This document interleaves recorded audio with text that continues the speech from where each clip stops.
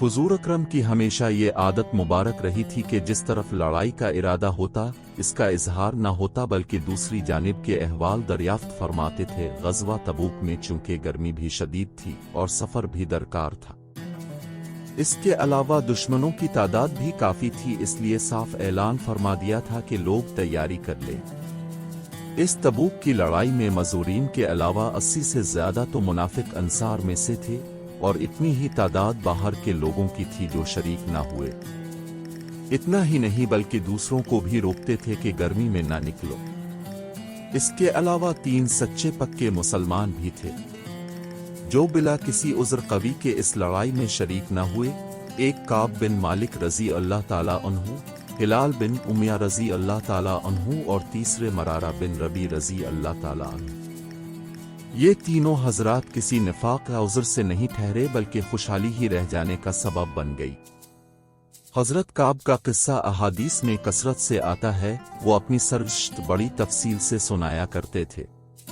वो फरमाते हैं कि मैं खब्बी इतना कवी और मालदार नहीं था जितना गज़वा तबूक के वक्त था। मुसलमानों की इतनी बड़ी तादाद हुजूर अकरम के साथ जा रही थी कि रजिस्टर में उनका नाम लिखना दुश्वार था। मजमा की कसरत की वजह से कोई शख्स अगर छुपना चाहता कि मैं न जाऊं और पता न चले तो दुश्वार न था। इसके साथ फल पक रहे थे। मैं भी सामान सफर की तैयारी का सुबह ही से इरादा करता मगर शाम हो जाती और किसी किस्म की तैयारी को नौबत ना आती। लेकिन मैं अपने दिल में ख्याल करता कि मुझे वसअत हासिल है, जब इरादा पुख्ता करूंगा फौरन हो जाएगा। हता हुजूर अक़दस दीगर मुसलमानों के साथ रवाना भी हो गए मगर मेरा सामान सफर तैयार ना हो अलिफ। फिर भी यह ख्याल करता रहा कि 1-2 दिन में जा मिलूंगा। हत्ता कि हुजूर अकरम के वहां पहुंचने का जमाना तकरीबन आ गया। जब मैं मदीना तैयबा में देखता तो सिर्फ मजूरीन और वही लोग नजर आते जिन पर निफाक का बदनुमा दाग लगा हुआ था। हुजूर अकरम ने भी तबूक पहुंचकर दरियाफ्त फरमाया कि काब बन मालिक नजर नहीं पड़ते। एक साहिब ने कहा कि या रसूल अल्लाह, उनको अपने माल व जमाल की अक्कड़ ने रोका है। हजरत माज रजी अल्लाह ताला उन्होंने फरमाया गलत कहा, हम जहां तक समझते हैं वो भला आदमी है। मगर हुजूर अक़दस ने बिल्कुल सुकूत फरमाया। हत्ता के चंद रोज में मैंने वापसी की खबर सुनी तो मुझ पर गम वालिम सवार हुआ। दिल में झूठे उज़्र आती कि इस वक्त किसी फर्जी उज़्र से हुजूर अकरम के गुस्से से जान बचा लूं, फिर किसी वक्त मुआफ़ी की दरख्वास्त कर लूंगा और इस बारे में अपने घराने की हर समझदार से मशवरा करता रहा। फिर जब पता चला कि हुजूर अकरम तशरीफ ले आए हैं तो मेरे दिल ने फैसला किया कि बगैर सच के कोई चीज नजात नहीं देगी। मैंने सच सच बयान करने की ठान ली। हुजूर अकरम की आदत मुबारक थी कि जब सफर से वापस तशरीफ लाते तो अव्वल मस्जिद में 2 रकत तहते अल मस्जिद पढ़ते और वहां थोड़ी देर बैठते के लोगों से मुलाकात फरमाए। जब हसब मामूल तशरीफ फरमा हुए तो मुनाफिक लोग आकर झूठे उज़्र करते रहे और कस्में खाते रहे। हुजूर अकरम उनके जाहिर हाल को कबूल फरमाते रहे और बातिन अल्लाह के सुपुर्द करते रहे। इतने में भी हाजिर हुआ और सलाम किया। हुजूर अकरम ने नाराजगी के इजहार में तबस्सुम फरमाया और एराज फरमाया। मैंने अर्ज किया, ए नबी अल्लाह, अपने एराज फरमा लिया। मैं खुदा की कसम ना तो मुनाफिक हूं ना मुझे ईमान में कुछ तरद्दुद है। इतने इरशाद फरमाया कि करीब आ। मैं करीब होकर बैठ गया। इतने पूछा कि तुझे किस चीज ने रोका, क्या तूने ऊँटनियां नहीं खरीदी थी? मैंने अर्ज किया कि अगर मैं किसी दुनियादार के पास होता तो माकूल उज़्र से जान छुड़ाता कि मुझे बात करने का सलीका अल्लाह ने अता किया है। लेकिन अब की मुतालिक मुझे मालूम है कि आज झूठ से इब्को राजी कर लूंगा तो करीब है कि अल्लाह आपको सच से आगाह कर देगा।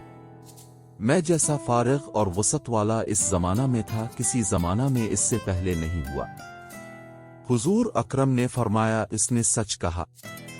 अच्छा, अब उठ जाओ, तुम्हारा फैसला हक फरमाएंगे। मैं वहां से उठा तो मेरी कौम के बहुत से लोगों ने मुझे मलामत की कि तूने इससे पहले कोई गुनाह नहीं किया था। अगर तो कोई उज़्र करके हुजूर से इस्तिग़फ़ार की दरख्वास्त करता तो तेरे लिए काफी था। میں نے پوچھا کہ کوئی اور بھی ہے؟ انہوں نے بتایا کہ 2 اور شخصوں کے ساتھ بھی تیرے جیسا معاملہ ہے، ایک ہلال بن امیہ رضی اللہ عنہ اور مرارہ بن ربی رضی اللہ عنہ۔ میں نے دیکھا یہ دونوں صالح شخص بدری صحابہ ہے اور میرے حال میں شریک ہے۔ حضور اقدس نے ہم تینوں سے بولنے سے ممانعت بھی فرما دی کہ کوئی شخص ہم سے کلام نہ کرے، اور لوگ ہم سے اجتناب کرنے لگے۔ حضرت کعب کہتے ہیں گویا دنیا ہی بدل گئی، سارے لوگ اجنبی معلوم ہونے لگے، درو دیوار اوپرے بن گئے۔ مجھے سب سے زیادہ اس کا فکر تھا کہ میں اس حال میں مر گیا تو حضور جنازے کی نماز بھی نہ پڑھیں گے، اور اگر حضور کا وصال ہو گیا تو میں ہمیشہ کے لیے ایسا ہی رہوں گا۔ میرے ساتھی تو شروع دنوں سے گھروں میں چھپ کر بیٹھ گئے تھے، میں سب سے قوی تھا، چلتا پھرتا، بازار میں جاتا، نماز میں شریک ہوتا، مگر مجھ سے کوئی بات نہ کرتا۔ حضور مجلس میں حاضر ہو کر سلام کرتا اور غور سے خیال کرتا کہ حضور کے لب مبارک جواب کے لیے ہلے یا نہیں۔ نماز کے بعد حضور کے قریب ہی کھڑے ہو کر نماز پوری کرتا اور آنکھ چرا کر دیکھتا کہ حضور مجھے دیکھتے ہیں یا نہیں۔ جب میں نماز میں مشغول ہوتا تو حضور مجھے دیکھتے، اور جب میں ادھر متوجہ ہوتا تو حضور میرے جانب سے منہ پھیر کر اعراض فرما لیتے۔ غرض یہی حالات گزرتے رہے۔ میں ایک دن ابو قطو رضی اللہ عنہ، جو میرے چچا زاد بھائی بھی تھے اور مجھ سے تعلقات بھی بہت زیادہ تھے، کہ باغ کی دیوار پر چڑھا اور اوپر سے سلام کیا۔ انہوں نے سلام کا جواب نہ دیا۔ میں نے انہیں قسم دے کر پوچھا کہ کیا تمہیں معلوم نہیں کہ مجھے اللہ اور رسول سے محبت ہے؟ انہوں نے جواب نہ دیا۔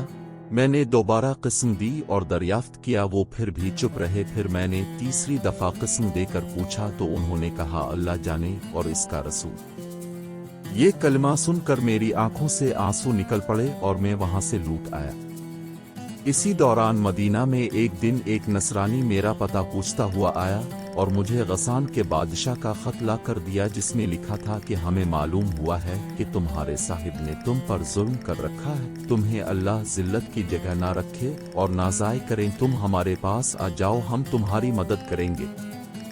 کعب رضی اللہ عنہ فرماتے ہیں میں نے یہ خط پڑھ کر انا للہ پڑھی کہ میری یہ حالت ہو گئی کہ کافر مجھ پر طمع کریں، اور خط کو لے جا کر تنور میں پھونک دیا، اور رسول اکرم سے جا کر کہا کہ آ رسول اللہ، آپ کے اعراض کی وجہ سے میری یہ حالت ہو گئی ہے کہ کافر بھی مجھ کو بہکا رہے۔ اسی حالت میں ہم پر 40 دن گزرے تھے کہ حضور کا قاصد یہ ارشاد لے کر آیا کہ اپنی بیوی کو بھی چھوڑ دو۔ میں نے دریافت کیا کہ کیا منشا ہے، اس کو طلاق دے دوں؟ کہا نہیں، بلکہ علیحدگی اختیار کر لو۔ میرے دونوں ساتھیوں کے پاس بھی یہی حکم پہنچا۔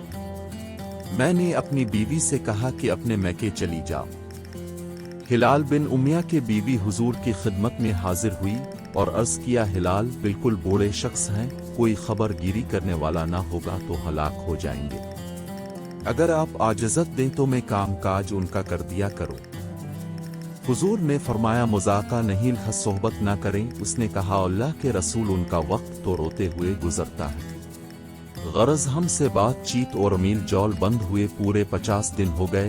50ویں دن صبح کی نماز اپنے گھر کی چھت پڑھ کر نہایت غمگین بیٹھا تھا۔ زمین مجھ پر بالکل تنگ تھی اور زندگی دو بھر ہو رہی تھی کہ سلا پہاڑ کی چوٹی پر سے ایک زور سے چلانے والے نے آواز دی کہ کعب خوشخبری ہو تم کو۔